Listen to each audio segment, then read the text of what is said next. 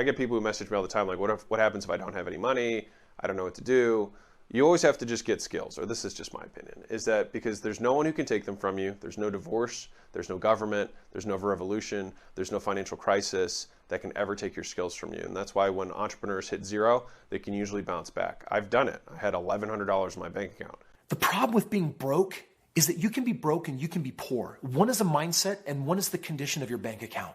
But once you're broken up here, you can get stuck in this rut where you stay there over and over and over and over and over and over again. Because what are you focusing on?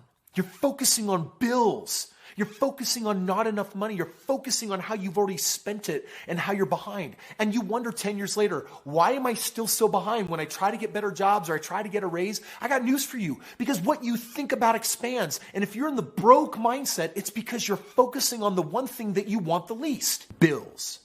You must pay attention to them. And if you don't, you'll only dig yourself further and further into the hole. And yet, how you feel about bills is going to determine whether they are easy to pay and you get ahead, or whether they only sink you deeper and deeper and deeper into debt. You keep doing the same spending behavior as long as you're focusing on the exact same things. If you don't change your thoughts, then your pocketbook can't change. And your thought changing this will always perceive what happens in your bank account. If you don't face this reality, you can't fix this reality. Brother, sister, I come from poverty. I know what it is to be deeply in debt. I know what it is to have a broken financial mindset. So just sit back and listen. If you're struggling with broke, what you need is a new mental reframe. So for just a moment, let me address that. It's possible to find just as much joy in having every bill paid, getting ahead, and having everything that you want.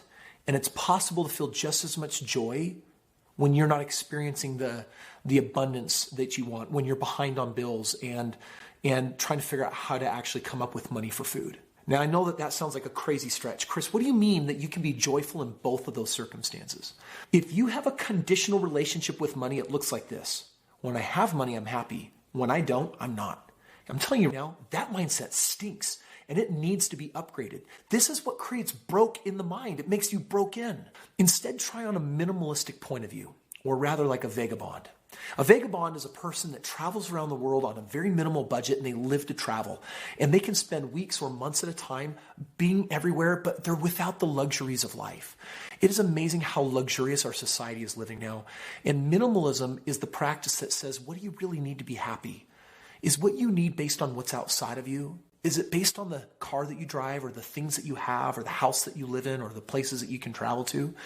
Because I'm surprised at how easy it is for so many people to find the deep joy that they're searching for without the whole money thing. There's a keeping up with the Jones problem that is identified with this broke mindset mentality that needs to be shifted and adjusted. You need to start paying yourself first. Instead of focusing on your bills, focus on paying yourself. Number 2, create a rainy day fund. Even when there's no money for it, I promise that you can do it. You can walk the streets and find a couple of quarters to rub together on the ground. People are living in such luxurious lifestyles way beyond their means. What are the skill sets needed to make money? That's where you want to put your focus on what can you do to create wealth and create value, as opposed to the energy that goes into, we don't have enough and I'm broke and there's victimhood and I need more and the world owes me and I'm not getting it. Stop watching Netflix. Cancel Netflix. You need that money. Keep looking for new ways to add value. You can still have confidence when you're broke. And that's the most important thing for you to gain from this, is that the difference between broke and poor, they're not the same thing. Broke is a mental state, and poor is a temporary financial condition that can become permanent if you don't learn how to master the mind. Step into deep gratitude. I get people who message me all the time, like, what happens if I don't have any money? I don't know what to do. You always have to just get skills, or this is just my opinion, is that because there's no one who can take them from you. There's no divorce, there's no government, there's no revolution, there's no financial crisis that can ever take your skills from you. And that's why when entrepreneurs hit zero, they can usually bounce back. I've done it. I had $1,100 in my bank account at one point, at my lowest point after I had 6 gyms, right? After this. So even when I had this experience, and it sounds cool, like I messed up. And that's why I think I love the saying, you should only have to get rich once. And that's why people who are wealthy are more risk averse, because the downside risk of losing everything is always bigger. Like, you can reverse 30 years of great decisions with any number multiplied by zero. Any number multiplied by zero. You could have $1 billion. If you make a bad investment, it goes to zero. And so that's why when people are like, I don't know why you're motivated, and I don't know why they're like, it's just, there's just always things that can happen. You know what I mean? And so just being risk averse is what I have noticed from the people who have the most money, is that they actually have way lower risk tolerances than the people who have no money, which is hilarious, because it's like the people who have the least amount of money then go buy lottery tickets, which are literally the worst investment you could possibly make. And they consistently invest their money in a terrible investment that has all the downside risk of going to zero. Whereas the richest people in the world find things that could never go to zero and they buy them for zero. So think about that for a second. People are using their money, poor people use their money to buy things that have virtually guaranteed, risk of going to zero with tiny risk of upside. Whereas rich people buy stuff for $0 that have upside potential, but that doesn't have $1 billion upside potential. They would rather have a guaranteed small return with no risk than a potential for huge return with guaranteed risk. Think about that. So anywho, I think if over time, and it's not like you can shift your perspective on this overnight. It took me a long time, and I still am doing it now, in shifting how, because I still get excited about, I see these, these cryptocurrencies 20xing and stuff, in like a month, and I'm like, that's crazy. But then I also think like, well, the downside risk of me going to zero is far more upsetting to me than me getting 20 times more on some tiny investment that I would make. And so I don't do it.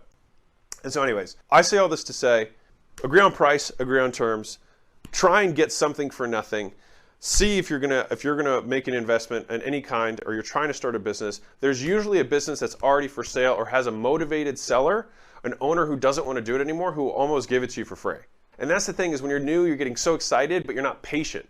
That's why you have to have the character traits of being successful before you will see the success. Because if you have that character trait, you'll look and you'll say, I can take 6 months, because in the next decade of my life, there's no rush. But me making a good deal or a bad deal of like, should I put all my investment in this thing, or should I be able to get something that makes 4 times more money for free? You can do that.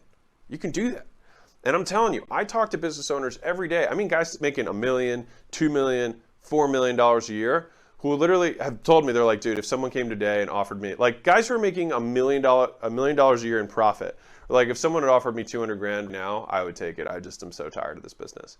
So like there are opportunities. They're just not listed anywhere. You just got to look for them.